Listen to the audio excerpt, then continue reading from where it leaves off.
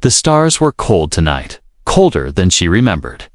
She floated alone in a broken escape pod, drifting in the endless black sea of space.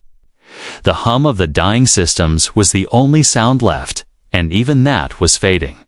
Her eyes were half closed. Her breathing slow, her body weak from days without real food. Once, there had been a home full of light, laughter, and voices she loved. But that world was gone, burned into ash by the raiders.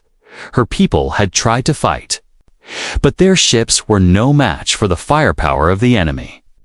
She had been forced into this small pod, separated from everyone she knew. The last memory she carried was her mother's hand pressing against the pod's glass before it launched. That touch had been full of desperation and love. It haunted her now, for many days. She had sent distress signals. Her thin fingers pressed the controls again and again, sending out calls to anyone. But space answered with silence. No ship came. No voice replied. She began to believe she was the only living thing left in this part of the galaxy. Her water pack was almost empty. The food was long gone. Every breath felt heavier. Her body ached. Her mind grew foggy. She wondered if she would die here, floating between the stars, with no one to even speak her name. Her chest tightened, not just from hunger, but from the crushing loneliness. It was worse than the cold. Worse. Then the fear. She tried to sleep so she wouldn't feel the emptiness, but sleep only brought nightmares of fire and screams. On the seventh day, she saw it. A light, faint at first. Like a star that didn't belong in this part of space. Her heart jumped. She pressed her face to the cracked viewport. The light grew larger closer till she saw the shape of a ship. It wasn't like the raiders' ships. Its design was different, smoother, stronger looking. Her pulse quickened. It could be salvation. Or another kind of death. The ship slowed. Drifting toward her pod, she scrambled to send another signal. Her hands shook, but she managed to press the transmitter. The pod's console flickered. And then a voice came through the comm. Low and steady. "This is Captain Elias Grant of the freighter Orion's Edge. I'm locking onto your pod now. Hold on." The voice didn't sound alien. It didn't carry the sharp, cruel tones of the raiders. It was deep, warm, and strangely calm. She didn't know what a human was. She had only heard the word. In old stories told by traveling merchants, some said humans were dangerous. Others said they were loyal and protective. She didn't know which to believe. The pod shook as something clamped onto it. Her breath caught in her throat through the viewport. She saw a figure moving toward her, tall, broad-shouldered, wearing a strange helmet and heavy suit. When the pod door finally opened, cold air rushed in, and she flinched back. The figure stepped inside, removing his helmet, a face different from hers. But not frightening looked at her. His eyes widened slightly. Not in fear, but in something softer. "You're alive," he said quietly. As if speaking to himself, he reached out a hand, but didn't touch her. "Come on, let's get you out of here." Her legs were weak when she tried to stand. She nearly fell, but his arms caught her easily. For a moment, she froze and no one had touched her since her family was taken from her. His grip was steady, not rough. He moved with care, as if afraid she might break. She didn't speak. Not yet. Her voice felt trapped somewhere deep inside. She didn't even know if she should trust him. But as he carried her into the strange, warm ship, she realized something. For the first time in what felt like forever, she wasn't alone. The corridor smelled different, clean, metallic, with a faint hint of something she couldn't name. Lights glowed softly on the walls, guiding them forward. She noticed the ship was quiet, except for the hum of its engines. It felt alive in a way her pod never had. He led her into a small room with a bed and blankets. "You can rest here," he said, his voice still gentle. "I'll get you some water." Her body sank into the bed before she could argue. The fabric was soft, warmer than anything she had felt in days. She heard his footsteps leave the room. Alone again, she stared at the ceiling. Her mind whispered warnings he could be lying. This could still be a trap, but deep down, a small part of her wanted to believe his kindness was real. She didn't know who this human was. She didn't know why he had saved her, but she knew one thing. Something had changed the moment he looked at her. Something she couldn't yet explain, and as the hum of the ship wrapped around her, her eyes grew heavy for the first time since the destruction of her world. She let herself drift into sleep, not in fear, but in something almost like hope. When she woke, the light in the room was soft and warm. For a moment, she didn't know where she was. Her mind still thought of the escape pod. The cold, the hunger, the endless dark. But here, the air was warmer, the hum of the ship steady. And there was a faint smell of something cooking. Her eyes shifted toward the doorway, and there he was, the human. He stood leaning against the frame, arms crossed, studying her with quiet eyes. "You're awake," he said, his voice calm. She didn't answer. Her throat felt dry, and her heart still carried the weight of fear. He didn't push her, only stepped forward slowly and placed a small cup beside her bed. Steam rose from it. "It's broth," he said. "Easy to drink, not too strong." She stared at it for a long moment. She didn't trust Iselina after what she had seen. But the smell made her stomach twist with hunger. Her fingers hesitated, then reached for the cup. The first sip was strange, salty, and warm. But it spread heat through her body. She drank more without meaning to. He didn't speak while she drank. He simply sat in the chair beside the bed, watching. Without making her uncomfortable, when she set the cup down, she found herself whispering, "Why?" He tilted his head. "Why? Why? Why save me?" She asked, her voice still weak. He leaned back, his eyes softening. "Because no one deserves to be left to die alone in the dark," he said. The words were simple, but they hit something deep inside her. For a while, they sat in silence. The only sound was the hum of the ship and the faint ticking of some machine in the wall. She studied him. His face had lines of someone who had seen hard years, but his eyes were steady and kind. It confused her. In her experience, kindness always came with a price. After some time, he stood.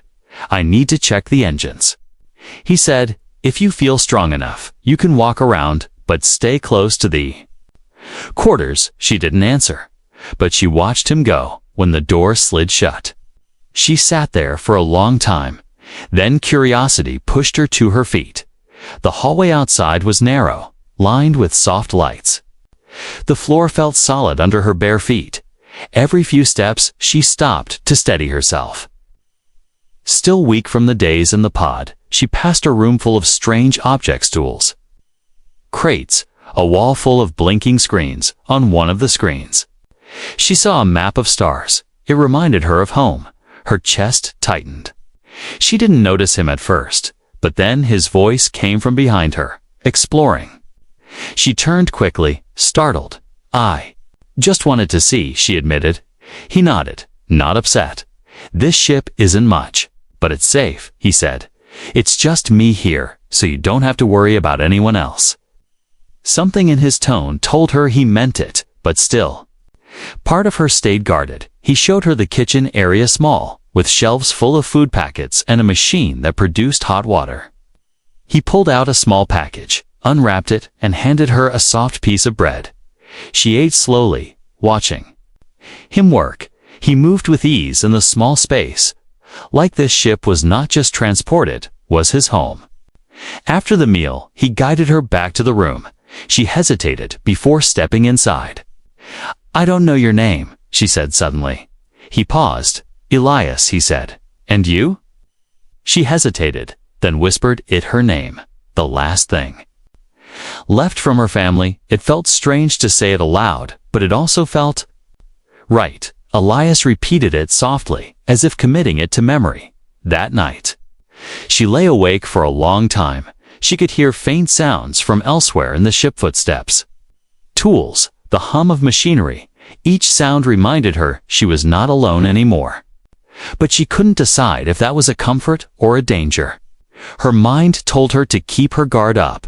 Her heart whispered something different. Hours later, the sound of a distant alarm woke her.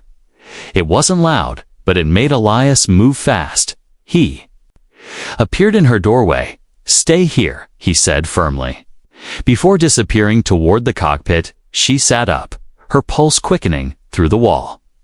She felt the subtle shift of the ship changing course.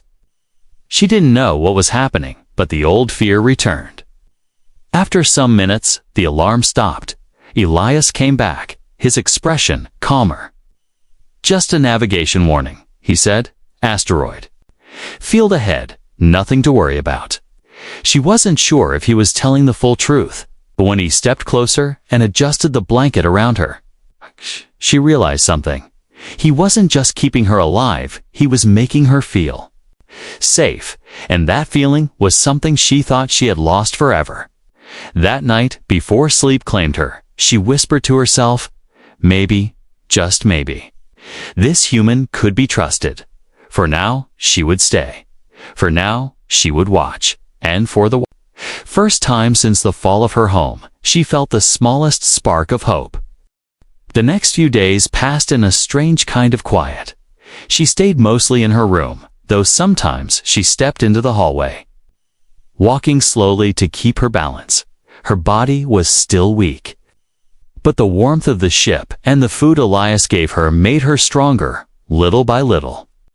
Even so, she didn't speak much. It wasn't that she didn't have words. It was that the words carried too much pain. Every time she thought about explaining what had happened to her world, her chest felt tight, and she swallowed the story. Back down, Elias never pushed her. He didn't ask questions she wasn't ready to answer. Instead, he worked around the ship, fixing panels, checking systems, and humming a low tune as he went. Sometimes she would watch him from the corner of her door, his hands moving with skill and patience. There was a calmness in the way he worked that felt different from anyone she had known before. One afternoon, she found herself in the kitchen. While he was making tea, the smell was sharp and earthy. He glanced at her, but didn't speak right away. Instead, he poured hot water into a cup, set it on the table, and slid it toward her. She hesitated, then sat down across from him. The steam curled in the air between them. "You've been quiet," he said finally, his voice gentle. She looked down at the cup. "I don't know what to say," she admitted. "That's all right," he replied. "Sometimes you don't have to say anything." There was something about that answer that made her want to stay there a little longer. So she sipped the tea, and they sat together in silence. It wasn't an uncomfortable silence. It was the kind that felt almost safe. At night, she sometimes wandered to the viewing window in the cargo bay. The stars stretched out endlessly, and she would stare at them until her eyes grew heavy. She wondered where Elias came from, what his home looked like, and if he had lost people too. Once, she almost asked him, but stopped herself.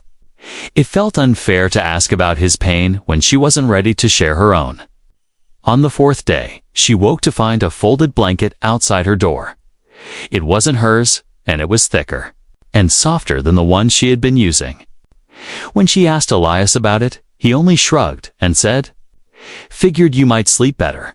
She didn't know why, but the small act left her feeling warmer than the blanket itself. Still, there were moments when fear crept back in. Sometimes she would hear the hum of the engines change or the faint echo of a warning beep from the cockpit. Each time, her body would tense, bracing for danger. But Elias always handled it calmly, adjusting the ship's course or tapping commands into the controls. He never seemed afraid, and that steadiness began to quiet the storms inside her. One evening, she found herself in the maintenance bay while he worked on a damaged panel. She watched the sparks fly as his tool cut through a piece of metal. When he noticed her standing there, he smiled slightly. "Bored?" he asked.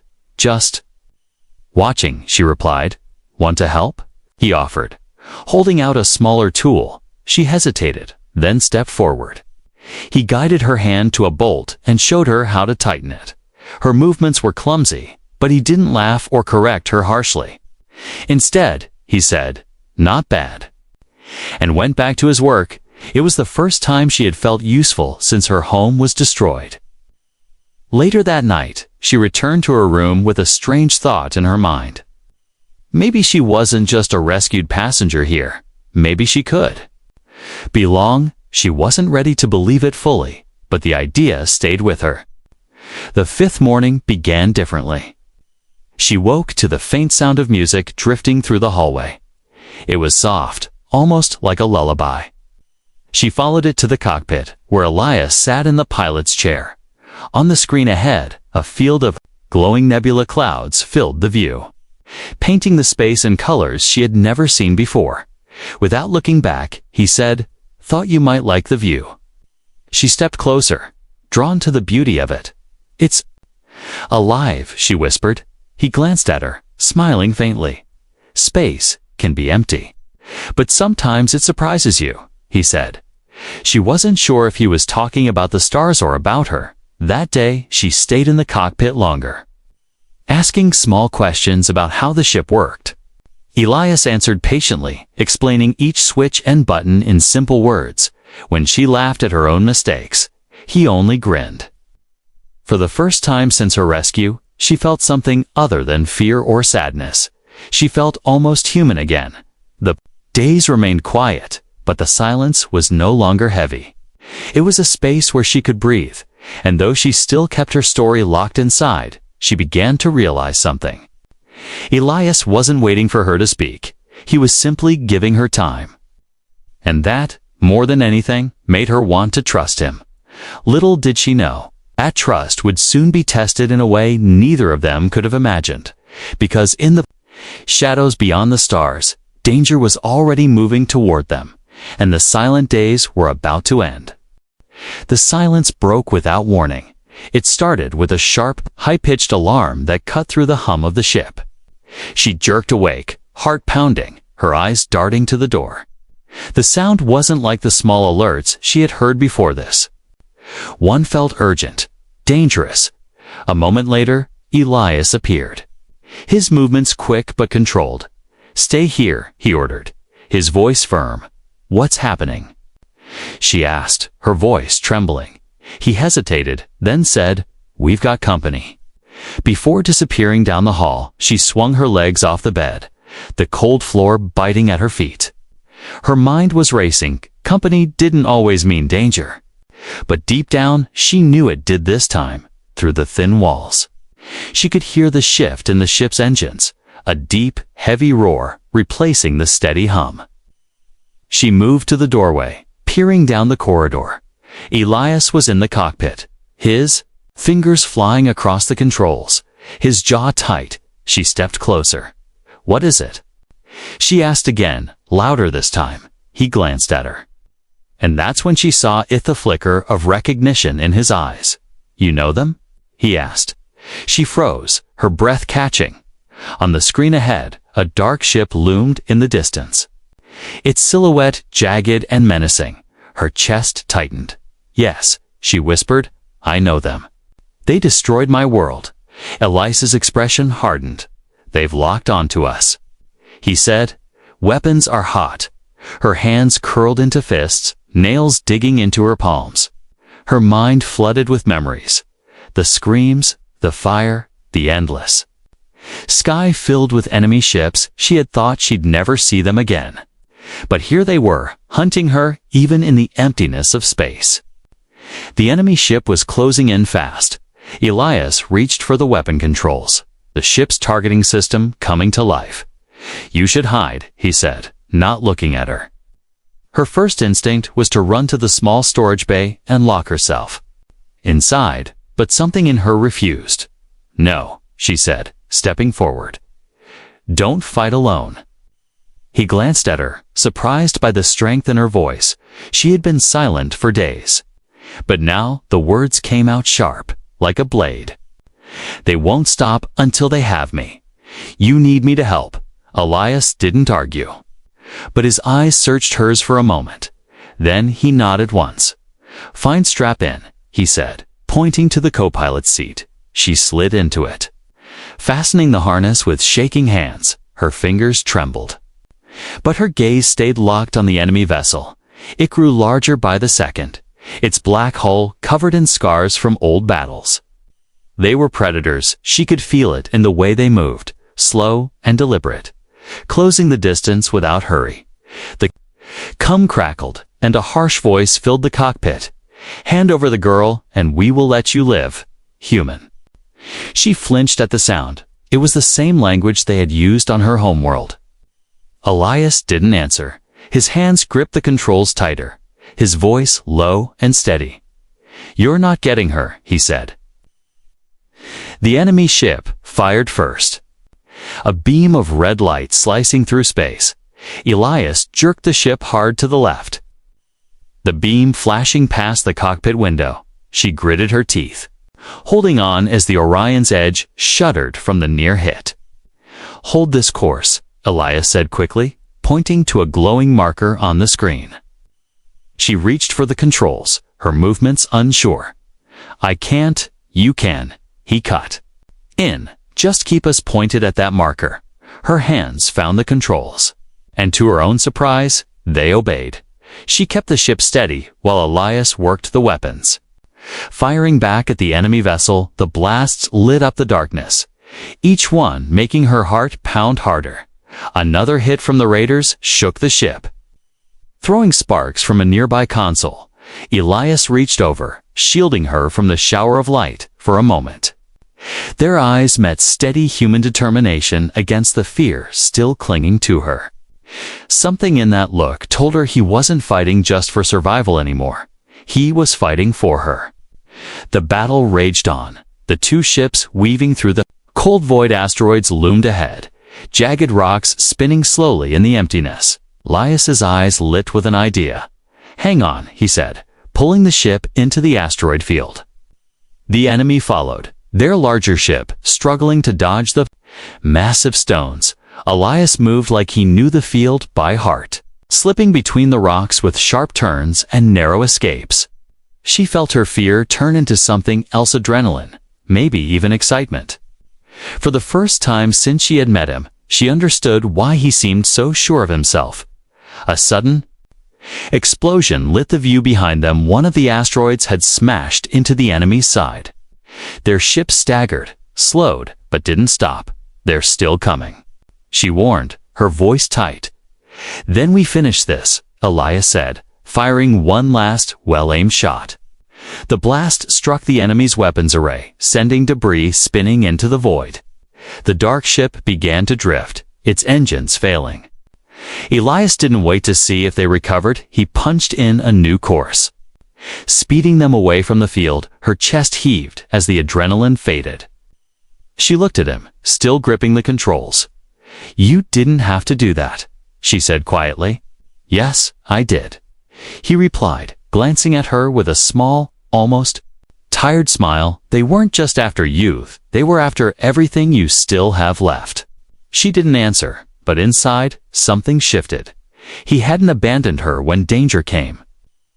He had chosen to fight beside her, and for the first time since she had left her world, she began to believe she might not have to face the galaxy alone. The stars outside were a blur as the Orion's edge raced forward. The enemy ship was still behind them, damaged but not destroyed. Its dark shape followed like a shadow that refused to be shaken off. Elias's hands moved quickly over the controls, his eyes sharp, scanning every warning light and sensor. She sat in the co-pilot's seat, her heart pounding in her ears. She had thought the fight was over when they crippled the raiders' weapons. But now she realized raiders didn't give up. They would rather die than leave prey alive. Another blast shook the ship, the lights flickering for a moment. The alarm wailed again, high and sharp. Elias cursed under his breath, checking the damage readouts. Rear shields are failing, he said. We can't outrun them much longer. She swallowed hard, gripping the armrests of her seat. "What do we do?" she asked. His gaze stayed forward. Focused. "We fight," he said simply. The words sent a shiver through her. She had spent so long running and hiding, never facing the ones who had destroyed her world, but Elias's voice carried no fear. Only certainty. It made her believe, even if only for a moment, that they could win. He swung the ship into a sharp turn, the stars spinning across the cockpit window. The maneuver threw them behind a cluster of drifting asteroids. The enemy ship slowed. Scanning the area, Elias cut the engines, letting the Orion's edge drift in the asteroid shadows. "They can't hit what they can't see," he murmured, his fingers moving over the targeting system. She leaned closer. Watching him work, her hands itched to help. "Even if she didn't fully understand the controls, they'll find us," she said quietly. "They'll try," he replied, and then gave her a quick glance. "Do you trust me?" The question caught her off guard. She hesitated, but then nodded. "Yes," she said, her voice steady. "Then when I say fire, you fire," he told her. Guiding her hand to the weapon's control, her palm rested against the cold metal. She had never used such a thing before, but the weight of the moment pressed on her. Through the darkness, the enemy ship emerged from behind the asteroids, its searchlights sweeping the black. Elias waited, his eyes narrowing. The enemy ship drew closer. "Not yet," he said softly. Her breath quickened. The ship was so close now, she could see the battle scars across its hull. "Now?" Elias said sharply. She pressed the button, and the Orion's edge fired. Twin streams of energy shot across space, striking the Raider's engines. The explosion was bright. A flash of fire against the cold stars. The enemy ship staggered, its movement jerky. Elias didn't waste a second. He pushed the engines to full power and brought them around for another pass. The ship roared forward, weaving between asteroid fragments. She clung to the seat, the G-force pressing her back. Elias's movements were precise, each turn avoiding incoming fire by inches. The enemy fired back wildly, their shots missing, but close enough to rattle the Orion's edge. A panel above her sparked, the smell of burnt metal filling the cockpit. "They're desperate," Elias said, his voice calm even in the chaos. "Desperate enemies are dangerous," she replied, surprising herself with the steadiness of her tone. He gave a faint smile at her words, then sent another volley toward their target. This time, the blast hit the Raider's bridge, the glow of fire spreading across its upper deck. But victory didn't come yet. The Raider fired a last heavy shot. Before the flames consumed its systems, the impact slammed into the Orion's edge, sending it spinning. She cried out as the ship's gravity shifted, her body pulled sideways in the seat. Elias gritted his teeth, wrestling the controls. "Hold on," he shouted. The ship spun wildly before he managed to stabilize it. The enemy vessel was now drifting, its lights dimming, pieces of its hull breaking away into the void. For a long moment, the only sound was their own breathing. "It's over," Elias said finally, leaning back in his seat. She stared at the dying ship through the viewport, her chest tight. A part of her wanted to feel triumph, but mostly she felt the weight of what had just happened. They had survived together when the wreck disappeared behind them. She turned to Elias. "You risked your life," she said softly. He glanced at her, his expression unreadable. "I told you before," he said. "You're not alone anymore." The words hit her harder than the battle had, because in that moment, she realized she believed him. They spent the next hour repairing what they could. She fetched tools, held panels open, and even managed to replace a damaged cable. Her hands were clumsy, but Elias never once told her to. "Step aside." When the repairs were done, he handed her a small water pouch. "Drink," he said. She obeyed, but her eyes stayed on him. It was more than survival now. Something had changed between them and the fire and smoke of the fight. And deep down, she knew the galaxy would not be the same for either of them again. The ship was quiet again, but it was not the same silence as before. This one was heavier. Filled with everything that had just happened, she sat on the edge of her bunk, her hands still trembling from the fight. Her mind kept replaying the flashes of light. The roar of weapons, the sight of the raider ship breaking apart. They had won, yes. But the victory had left her feeling strange, like a weight had lifted and another had taken its place. Elias was in the engine room, running checks. She could hear the distant sound of tools and the low hum of his voice as he spoke to himself. After a while, the noise stopped, and his footsteps came down the hall. He appeared in the doorway, leaning against the frame like he had the first day she woke on his ship. "You did well out there," he said. She looked down, unsure how to answer. "I was scared," she admitted. "Everyone is," he replied. "But you didn't let fear stop you." For a long moment, they just looked at each other. Then he stepped into the room, pulling the chair closer to her bed. "You've been carrying something since the day I found you," he said gently. Her chest tightened. "I don't want to talk about it," she whispered.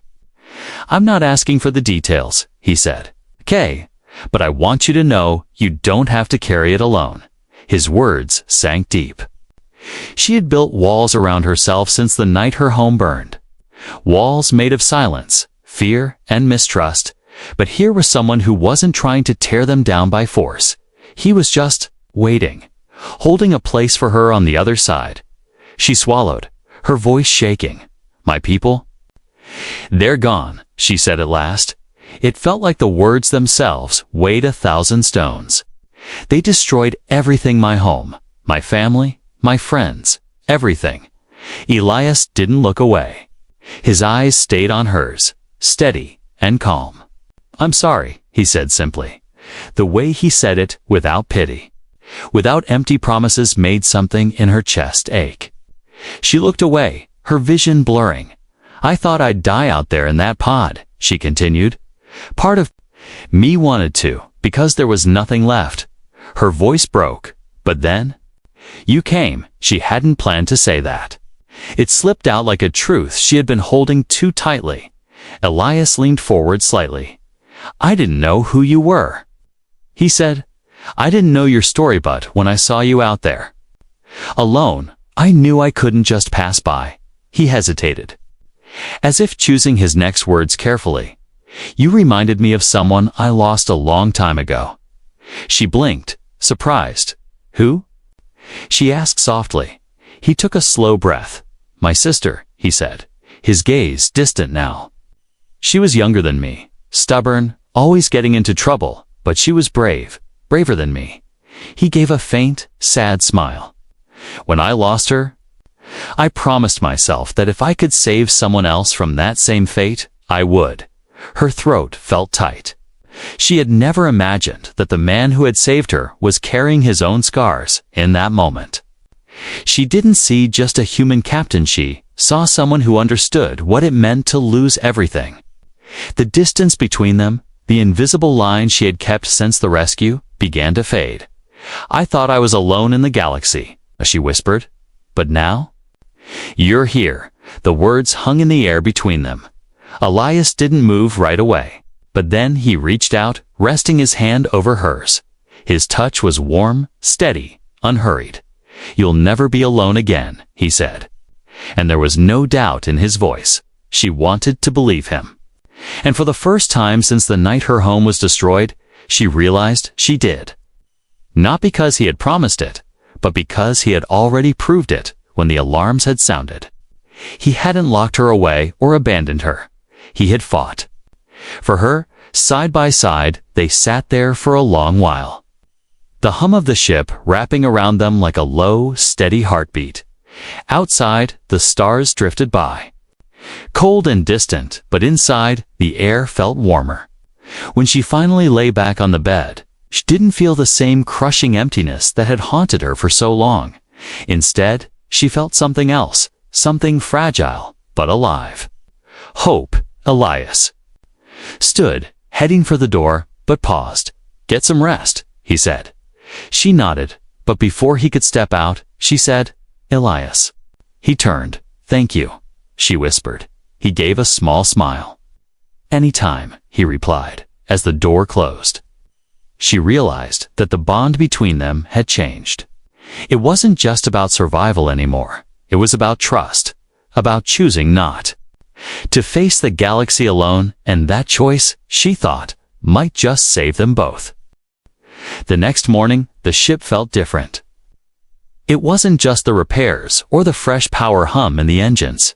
It was the air between them lighter, warmer, as if something unseen had shifted. She walked into the cockpit to find Elias already there, sitting in the captain's chair, his eyes on the drifting stars ahead. He looked over his shoulder when she entered. "Morning," he said, his voice calm but carrying a quiet strength. "Morning," she replied. Surprising herself with how natural it felt to say it, she took the co-pilot's seat without asking. Her fingers brushed the console, and she remembered the way they had worked together during the fight. It felt strange, almost unreal, that only a short time ago she had been alone in a broken escape pod. Ready to give up? Now, she was here alive, moving forward and not alone. "Where are we going?" she asked. Elias leaned back slightly, glancing at the navigation screen. "Somewhere safe," he said, "but I thought maybe you'd like to choose." The offer caught her off guard. "No one's ever asked me that before," she admitted. Elias shrugged. "Then it's about time someone did." She thought for a moment, her mind flipping through old memories, mountain peaks, oceans under twin moons, quiet forests where her people once walked.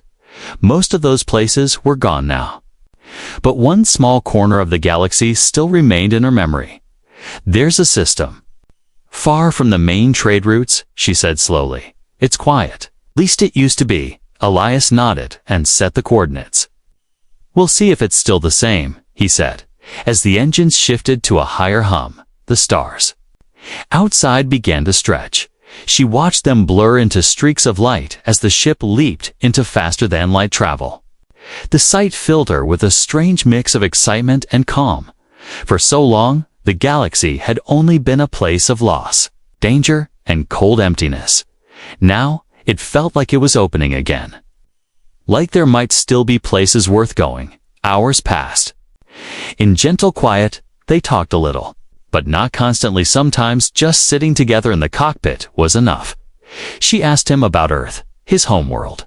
He told her about its blue oceans, green fields, and the way rain smelled after it touched the soil. She had never seen rain, only the mist from mountain waterfalls. She closed her eyes and tried to imagine it. Later, they ate together in the small kitchen. Elias cooked something simple but warm, and she found herself smiling for the first time in what felt like years. It wasn't a big smile, just a quiet one, but it stayed even after the meal was over. He noticed, though he didn't say anything, as the ship neared their destination. They stood together at the viewing window. The planet below was small. It's covered in soft clouds and oceans that glimmered under the light of its sun from up here. It looked untouched, peaceful. Her breath caught in her chest. "It's still beautiful," she whispered. Elias glanced at her. "Want to go down there?" She nodded, her voice barely more than a breath. Yes. The landing was smooth, the Orion's edge touching down on a stretch of white sand near a wide bay. When the doors opened, warm air rushed in, carrying the scent of salt and flowers. She stepped outside slowly, her bare feet sinking into the soft sand. The sound of gentle waves filled her ears. For the first time in so long, there was no hum of machines, no alarms, no fear, just the quiet song of the sea. Elias came to stand beside her. "What do you think?" he asked. She turned to him, the sunlight catching in her eyes. "I think I can breathe here," she said. He smiled faintly. "Then we'll stay as long as you want." They walked along the shore for a while, saying little. The wind played with her hair. and the waves touched her feet like a gentle welcome. She knew the galaxy was still dangerous. She knew there were still shadows out there. But here, with him beside her, those shadows felt far away as the sun began to set, painting the sky in gold and deep violet. They stopped to watch, the light reflected in the water, turning it into a sea of fire.